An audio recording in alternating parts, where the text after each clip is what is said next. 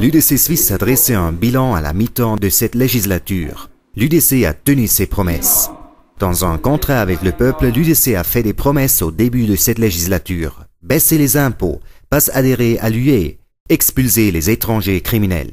Commençons par les impôts et les taxes. Crise économique, est-ce que la promesse de l'UDC de baisser les impôts était réaliste? Oui, elle l'était.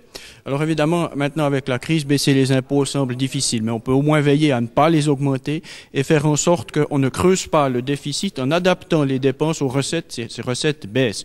Nous nous sommes battus avec énergie contre l'augmentation de la TVA, qui est vraiment une très très mauvaise idée. Alors les autres partis l'ont repoussée d'une année. Elle tombera pile, on l'espère, au moment où la reprise se fait sentir. Donc ce sera un frein supplémentaire à cette reprise. C'est une très mauvaise idée. Alors, ça veut dire que la majorité du Parlement et du gouvernement n'avaient pas fait un bon travail? Non, je pense qu'il n'y a pas une réelle volonté gouvernementale de maintenir les recettes à un niveau stable. On veut toujours plus d'argent. Ça veut dire on veut toujours faire payer plus le contribuable. C'est en clair toujours plus d'impôts. Et l'UDC est manifestement le seul parti qui s'oppose à cette politique. Deuxième promesse de l'UDC, pas adhérer à l'UE. La Suisse persiste à l'UE. Ça roule? Non, là, on n'a toujours pas de réponse claire du Conseil fédéral qui mène un double langage. On nous dit la demande est gelée, mais elle y est toujours, n'est-ce pas? Alors à Bruxelles, on nous laisse penser qu'on l'aurait égarée, ça m'étonnerait. Avec les dizaines de milliers de fonctionnaires, il y en a bien un qui doit savoir où elle est.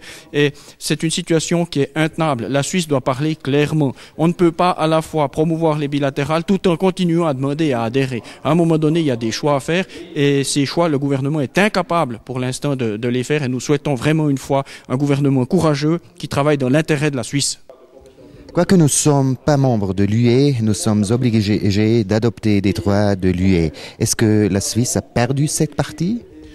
Je dirais, nous sommes obligés à reprendre un certain nombre de lois et de législations en général de l'UE.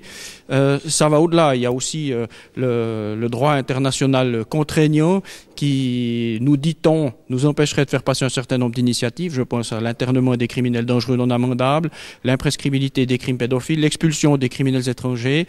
Donc, si effectivement ce droit international contraignant nous empêche d'améliorer la sécurité dans notre pays, nous avons fait une très mauvaise affaire en signant ces conventions.